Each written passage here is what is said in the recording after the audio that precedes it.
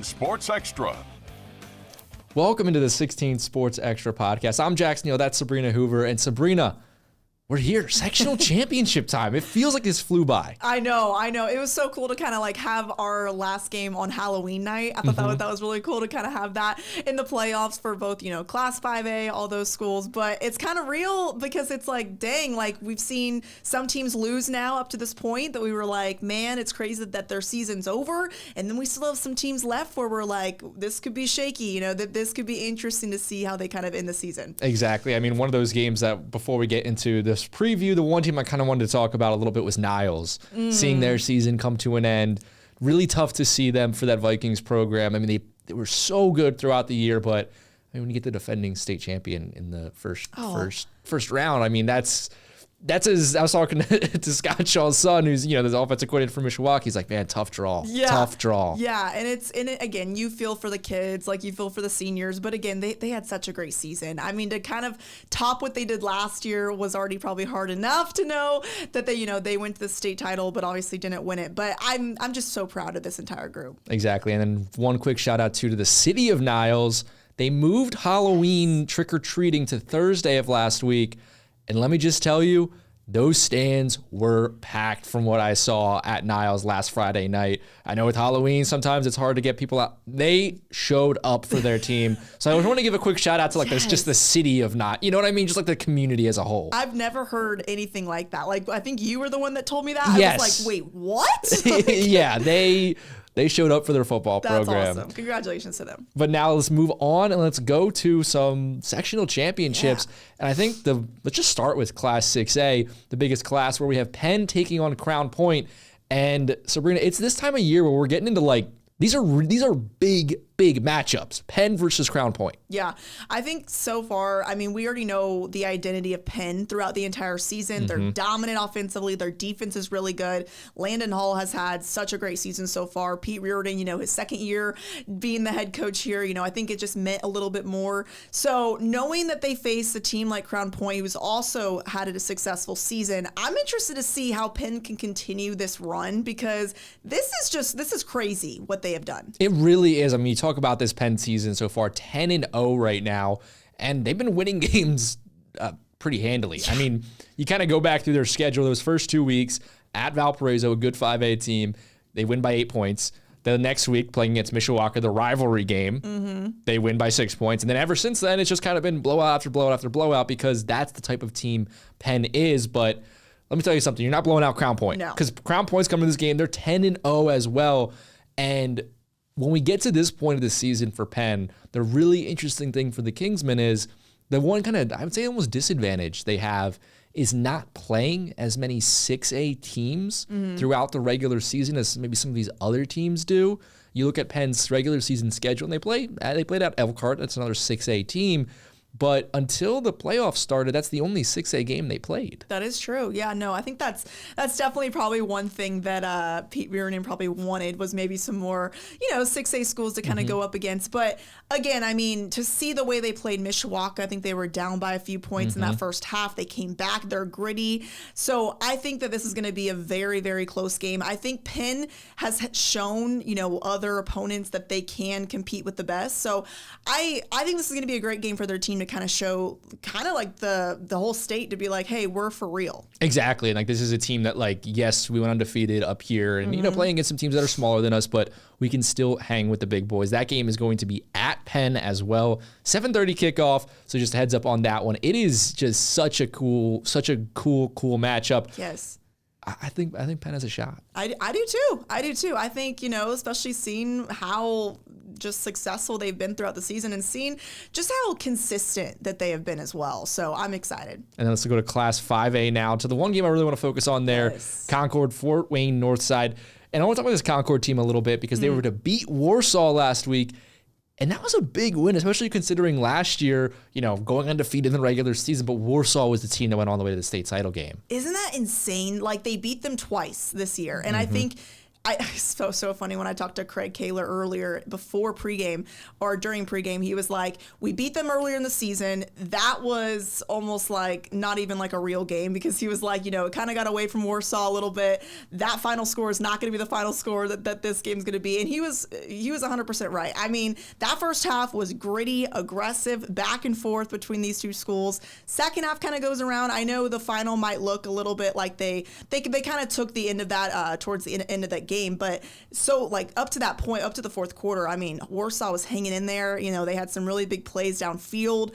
Concord, though, they are just a special group. Like, they, backs against the wall, like, Reese Brevard, like, he's just magical. Like, I feel like he's the Jeremiah Love of high school. I hate to make that comparison, but, like, when the game is on the line, give the ball to that kid. I mean, he's amazing. So, and he can really turn things around. So, I'm thinking this Concord team is for real this year. They're, I know they lost to Mishawaka earlier on this season, but they've looked just, better and better each week. I mean, Mishawaka, who didn't lose to Mishawaka, but you know what I mean? Yeah. It's basically like that. I mean, we just talked about Mishawaka hanging with Penn, a team that's a legit contender in 6A. So that's how good of a team they are. But yeah, you look at this Concord team. I mean, you mentioned them, seeing that game. Bo Brunner at quarterback is so good. He's been kind of, he has experience even coming into this season now after the regular season. I mean, right now they're entering this game 9-1. Meanwhile, Fort Wayne Northside, they're 6-4. They're playing down in Fort Wayne, which is, it's definitely some tough competition. But this is a Minutemen team that I think last year, I talked to them in the preseason, coming into this season, they were very disappointed with how last season ended, because they were like this team of destiny. Remember those close games? Remember how it was such a great run throughout the regular season? And then it just, the exact opposite happened. They weren't able to overcome and, go far in the playoffs. This is a Concord team that I think knows that, all right, this time of year, throw the record buckets, throw the records out. Yep. It's just one game at a time. And I think it's also interesting to see, too, that Jerron Thomas, he was there for Concord last year. Now it's like, they got another dominant running back for Concord, Reese. Where does Kaler find these kids? Where does it seems like that's the identity, but it's so insane to me. I'm like, because they are game changers. So yeah, it is. Yeah. Next year they'll have someone else. They'll just Reese's like brother. Jerron's younger brother, something like there that. Let's go down to Class 4A right now, where we have a real fun one. Mishawaka taking on South Bend St. Joe. This one is so hard for me to kind of preview, kind of understand what's going to happen. I mean, this is, if you want to talk about just like physical football, just like, I don't know what the weather is going to be Friday night, but just like, tough, cold night football at the end of the season. I mean, these are the two teams that can play that. And I have to say this, Kevin, our photog, is going to that game, and I am jealous, because that one is going to be amazing. And I will say, in that Plymouth, it was last Friday night, Plymouth, Mishawaka. Mishawaka trailed 17-7 at half. That was a big shocker to me to know. I know they played them really tough earlier in the season as well. Plymouth did. And then to see like them only hold them, I mean, they didn't score anything else in the second half. Plymouth didn't. So I think that this is going to be a very hard fought game. Just like you said, South Bend St. Joe has had such a great season so far. They've shown they can compete with the best. I know they face some good talent, Penn, facing Penn earlier in the season helps them. But Mishawaka, man, I mean, they came back. I know they kind of started off slow in that first half against Plymouth, but to see them come back, kind of put everything aside and just be like, all right, we're going to win this game. Like, I don't care that we're down 17-7 at half, So this is going to be good. It's such a good matchup. And I like what you said about that Plymouth game, playing them tough. Earlier in the season, they won 28-0 at Plymouth. But that was a game where, I mean, I remember hearing, Kinder say, people thought that was going to be, a blowout. People that don't know football. Was that the quote or something? That was the quote. And I mean, Plymouth is one of those teams we've talked about all year where they're just really running at a good. They're a tough out. They are a team that's like poised to make that kind of upset. And you look at Mishawaka starting the playoffs, going at Northwood, then hosting Plymouth. I mean, it has not been an easy run. On the other side, though, South Bend St. Joe, they got by Northridge, a team that we've been talking about all season long. of don't look at their record because of how tight their games are, almost pull off the upset at South Bend St. Joe. The Huskies win that game 14-7. I was at that game a little bit. I mean, Northridge was right there, but guess what? St. Joe's defense is just that good. Mm-hmm. And I think that's the number one thing too, is Mishawaka, they have started off slow a little bit in these, recent games.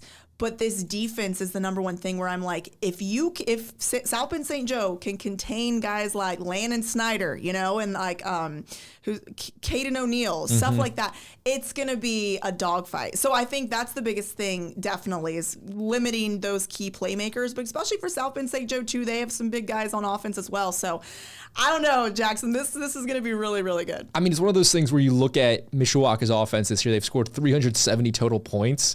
St. Joe's allowed 96 total. It's like the unstoppable force versus the immovable object. It feels like one of those games. I am really interested. That is the matchup I'm looking at, is that Mishawaka rushing attack versus that South Bend St. Joe defensive front.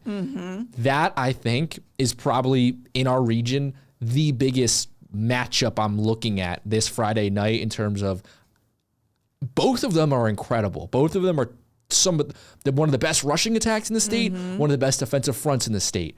What wins out? I think this game has a chance to be just really close, really gritty. I don't expect too many points. I think both of these, what did South Bend St. Joe just win? Mishawaka won 21-17. Right, yeah. South Bend St. Joe won 14-7. Like, I'm expecting another score like that. This is the game I think that, in my mind, is the hardest to pick because there's a game script for either way of, I could see, Landon Snyder being able to break a run loose, and that's the difference. Or I could see South Bend St. Joe just being so disciplined in their gaps that they don't even let Landon Snyder get out. It's one of those types of games. Yeah, and I think, again, like the coaching aspect of things, to know what, Keith Kinder has done for Mishawaka, and like just to know both of these coaches here at South Bend St. Joe and Mishawaka are talented, and they've really just kind of built these programs really and helped build them. Exactly. So that's going to be such an interesting game. I think this is one of those ones as well. I mean, we've seen this in Class 4A in recent years from this area, is that the winner of this game can make a run, yeah. Legitimately has a shot at Indianapolis. Like, they can really get down to Lucas Oil. So I think that both of these teams have that type of aspiration around them. The Mishawaka rushing attack is good enough to win a state championship. The South Bend St. Joe defense is good enough to win a state championship. And then the other sides of the ball for each of them are good enough to back up that strength to the point where I could see the winner of this game, I could see them playing in Indy, no problem. And wouldn't that be crazy if South Bend St. Joe went to Indy right after their basketball team just won state? That'd be awesome. That'd be awesome. So cool. That'd be a year for that program. Let's get on to Class 3A now. Marion versus Knox, where there's this guy, Miles McLaughlin from Knox. Yeah, Derrick Henry has. I saw that video. Kay Adams and Derrick Henry. How cool is that? I mean, that is so cool. Just, he's now Indiana's all-time leading rusher. What did he need, like a little over 1,100 yards or something to break Derrick Henry's record? And exactly. I don't know if you guys have ever gone back and looked at Derrick Henry's high school football stats. It is actually sick. It is. It does not seem birth certificate. Back there. It does not seem possible. No. It was one of those kind of records where I was like, then no one can ever touch that. No. Well, Miles McLaughlin can. And I love that video too, because Derrick was kind of watching the film being like, all right. Like, he was cheering him on. I loved it. It's going to be such a cool matchup. But then on Marion's side of the ball, I mean, this is a Marion team where I got to be honest, I don't really know I've not really known what to make of them throughout the season, because they have the playmakers. I think of someone like Terrence Lane. I mean, he has to be, because the way I kind of think about it sometimes with these teams is, if you had to rank how many highlights each player got in our show throughout the season, Terrence Lane's probably in the top 5. Oh, 100%. He's in the top 5 of I feel like every single week it's a kickoff return, big touchdown run, something. Yes, Friday night I think he had 3 or 4, and I'm like, what the heck has gotten into this kid? Every week. He always has something. Yeah. So in my mind, it's we always hear about him making a play. We always hear about Miles McLaughlin rushing for a number that doesn't even seem possible. No. I think this is a game where I think could kind of, you see Knox, they beat Griffith 50-35. Mishawaka, Marion put up 43 points in their first round game. I think this game this could be like there could be a big number. Yeah, could be a lot of points in this. Yeah, and it's so crazy to me what Knox has done this season. I know Marion, they had, they lost a lot of key players from this past season.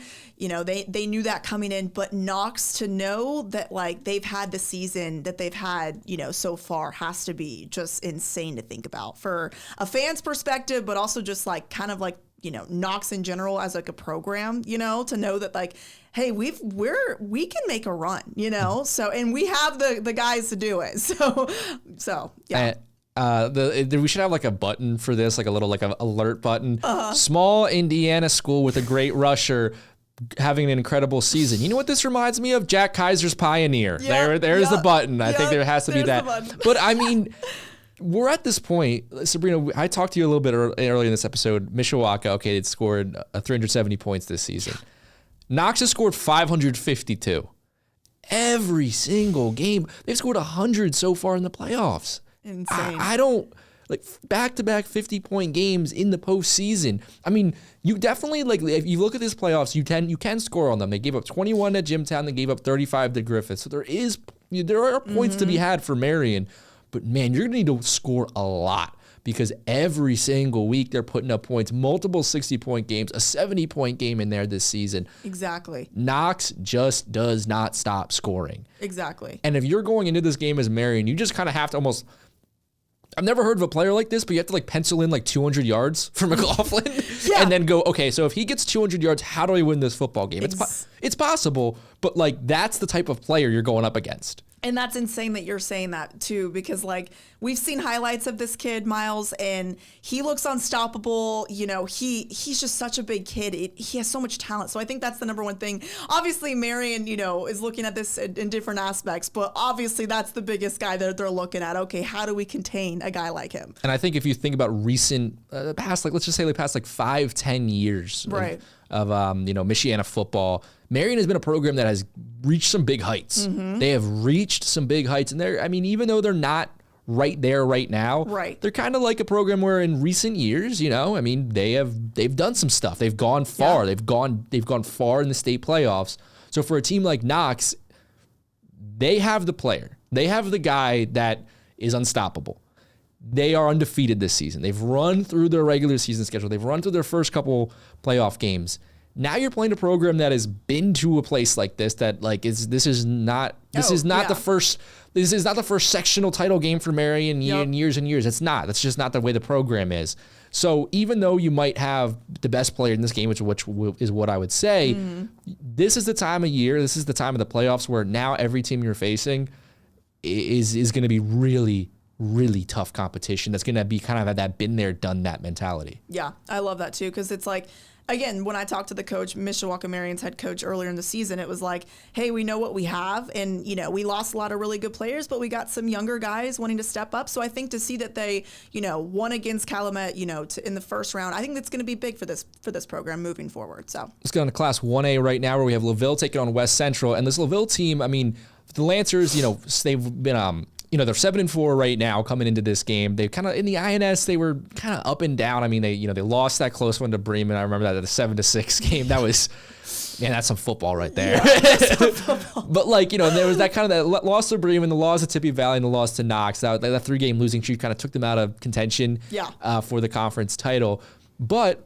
Winning the first round game, 35-0, and then they were able to beat North Judson last week. It's crazy, yeah, good. Which North Judson was the team last year that we were doing the whole Pioneer, remind us of Pioneer. And but they got to the state title game. They lost a lot of players off that team, but still, that's another team or coming off success like that. They were not. It's like okay, it's the sectional semifinal. Like we've been to bigger heights in the past calendar year or in the past like 365 days. So. To beat them by that kind of close score, that's a really, really good win. And I'm going to be honest, I've not seen too much of West Central, but this LaVille team has been able to kind of keep some team, their competition kind of close scoring. And I think the one thing I'm looking at with LaVille right now is we mentioned that loss to Bremen. They also lost to North Judson earlier in the season by 7 points. They were losing kind of those close games. Now they beat North Judson by 2. They back in October, they beat Jimtown by 1 in overtime. Yep. they're a team now where it feels like early in the season, those close score games, we're not going their way. Now they are, and that's important. And I think that's what we talk about all the time with these schools is like, you start the season off, trying to find your identity of the team, trying to figure it out. Later on in the regular season, that's when, things could go. I know we talk about this, and I hate to compare Northridge to, LaVille, but Northridge, losing the way they did, but how they, how they competed in those games. We knew that this would be a different team come postseason. And I think this is like that for LaVille, knowing that, okay, they ended the regular season with all these wins and, handily in some of those matchups. So to see them find that success towards the end of the regular season makes you kind of excited to see what they do in the postseason. Exactly. Another team, I want to talk about one more game. We have a couple other games, and we'll get to, and you want coverage of all of them, all the score updates will be on Friday night at 16 Sports Extra. But I want to talk about Michigan real quick. Yes. Because the St. Joseph Bears, they're going to be taking on Zeeland West now in their district final game. And it's kind of what you were just talking about, which is why I wanted to really bring this up, is that first week of the season, Niles gets that 28-18 win over St. Joseph, and we're like, okay, Niles is in the tougher division now. This is a statement game for them. They're not done. And then Niles has that great regular season. St. Joseph is good, but kind of has some hiccups here and there. Well, now we're into the postseason, and maybe you can blame it on the draw. You can blame it on whatever you want. Yeah. St. Joseph has now made it to the district final. And they're going to play against a team that knocked out Niles. That was still a close game, 30-21 right there. But St. Joseph played Niles close. St. Joseph maybe didn't win all the games they thought they should throughout the regular season. But this is kind of a spot where they can right those wrongs in just one night. I know. And it's crazy to see teams that can kind of flip it overnight, especially knowing that, hey, we learned from the past, we learned from the regular season. That doesn't matter anymore. It's like we don't care who we played or who we lost to in week one anymore, right? Exactly. So, okay, they lost by 3 to Edwardsburg. They lost by 10 to Niles. Well, they've now lasted further in the playoffs than those two teams did. And I know the draw has a lot to do with that. You have to put that out there, but you play the teams that are on your schedule. You play the teams that you have to play up against. And St. Joseph right now, they took care of business in their first game against Zeeland East. Now they have to play against Zeeland West. Side note, best logos for two teams. The Zeeland West Ducks and then the Zeeland East Chicks. It is some awesome logos for those two teams. When I put those in to one of our full screens, I was like, wait, is it the West or is it the East? I was trying to make sure it was the right one. Yeah, they're perfect. So it's so good right there. So that's another game I'm kind of, if St. Joseph gets that win, I think at that point, they don't really care about that Niles loss, that Edwardsburg loss. It's I know those are kind of, close proximity games. They want to beat those teams, but man, this could kind of be you know what? The season was a success, and we're going to keep on going and try to get down to Detroit. Yeah, exactly. No, I think it's going to be interesting to see all these games kind of play out. Especially, I'm just still talking about that Mishawaka South Bend St. Joseph. It's just going to be so good. I can't stop thinking about it. Such a good game. Well, we're gonna have we're gonna have highlights, all the scores you need to know, all that kind of stuff coming up on Friday on WNDU on 16 Sports Extra at 11 p.m. So stay tuned for that. But Sabrina, next time we talk on this podcast, we'll know the sectional champs, the district champs. Yep.